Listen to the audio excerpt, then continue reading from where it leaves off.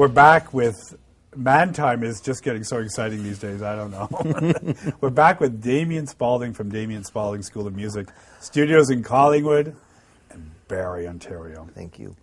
So we were talking, I mean, you were talking a lot about music. Thank goodness you were talking about music, because I know so little. I started playing the piano when I was 60 years old, only because I had the piano, for one thing.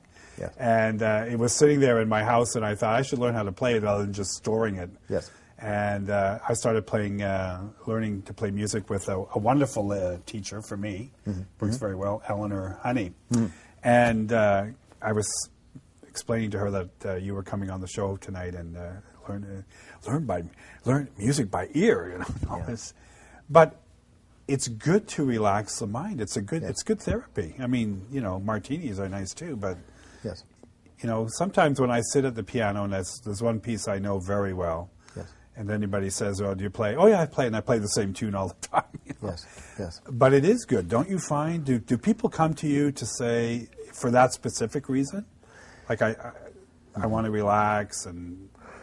Yes. People come to me mainly because they've been inspired somewhere and they want to achieve that inspiration. Now, whether that be because they've seen someone, again, sitting on Algonquin Park playing something and they want to have that, and which is that relaxed moment, or they see someone on a world stage saying that would be beautiful if I don't want to be on the world stage, if I can achieve something like that, that'll be great too.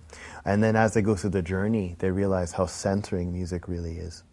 You know, that no matter where you are, you have a home base. I went on vacation in Jamaica, and after 5 days on so-called vacation, I went to my uncle, he's still in Jay, and I said, I need a guitar, rent me something, because I can't feel centered without music. I need to play something. It becomes such a part of you that no matter, you know, what you might be going through in life. You know, we often musicians jokingly say that it's okay, take my car, I'll just write a blues song about it. Take my house, I'll just write another song about it. Because as long as I have just don't take my axe. Just don't take my guitar. Exactly. Because, you know, that is really what brings them together, what holds them through all times and all things. And for every time and occasion there's a song. You know, so it's a beautiful thing. So people unknowingly dig into that. Well, I think of people like Johnny Cash with his guitar. Yes. I mean, from my era anyway. Yes, You know, and he was always, the guitar sort of on the back and walking down a railway track and, you know, and taking it out and just playing it just like that. Exactly. It is such, because again, you can say things in music that you can't easily say just in English.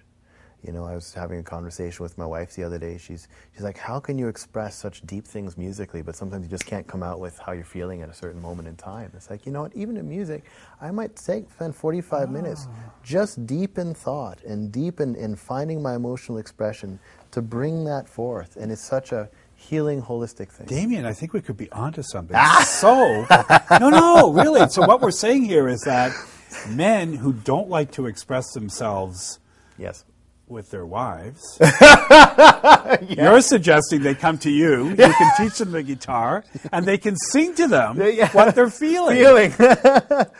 Business could triple for you. By the end of the year, you could have, 10 more studios going up in Simcoe County. Well, it's the kind of thing, too, as we say in Just Yes, you can write a song and sing that back, and most definitely, because there's soul-searching that you go through that normally in a 2-minute conversation, you're not going to go through that depth of journey. But when you're writing a song, you go through that. You find some musicians, they have to go to a cottage in the middle of nowhere and sit there for a while because they got to soak. Yeah. But that exercise of writing, that exercise of coming from that point of view, does spill over into other areas of your life. Because as you craft that ability to really gauge what's happening deep from within and find ways to express that, it becomes much more intuitive to do that off the cuff down the road. It's like Taylor Swift. It's like Taylor Swift writing about all her ex-boyfriends, writes songs about them, and that. So she expresses herself, something she didn't tell them verbally. She expresses it through her music, and then everybody knows about it. And when you think about it, what's the subject matter of most songs?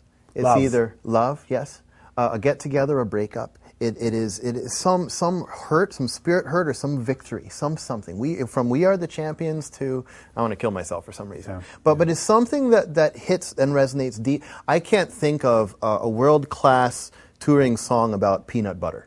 You know, unless the peanut butter impacts you in such a way that the peanut butter is life-changing, and I'll write a song about how the peanut butter is a life-changing event in my life. So we naturally, and that speaks to where music comes from within us. That's how classical music, without spoken word, can bring us to tears, because something was expressed so elegantly and eloquently through song. You know, it's beautiful.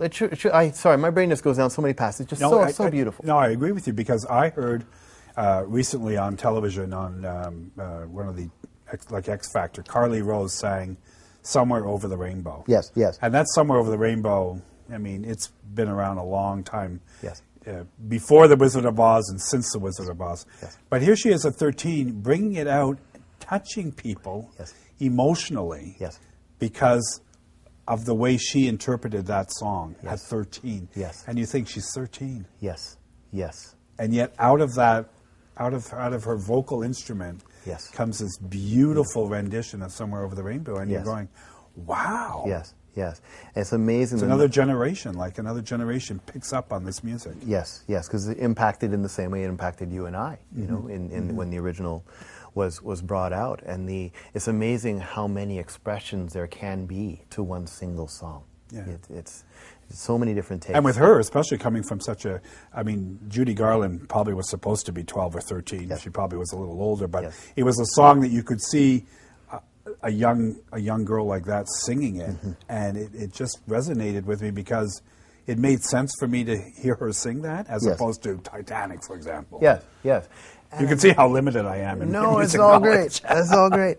But in going to that, you look at Rodgers and Hammerstein. Now you look at, I used to play when I was 21 at retirement homes, and I'd bring up old World War II songs, and you just watch the memories fly by, and the tears would flow as they're just Somewhere Over the White Cliffs of Dover, maybe. Yeah, and the writers, Rodgers and Hammerstein, and many of that time, they understood melody for "Somewhere Over the Rainbow, Way Up High." It's just weaving and turning, and rather than "He was a skater boy, said see you later, boy." You know, they just understood melody, and they sort of took you over the rainbow, if you will. Exactly, exactly. There's Baroque often does that, and I jokingly, you go to Handel's Messiah, and just the way they weave music. Anytime something should go up, somewhere over, you lift it up to bring that lifting sensation. Over the rainbow has a longing kind of edge to it. If you write in that Baroque way, it's so deep and rich, and it's bringing that to an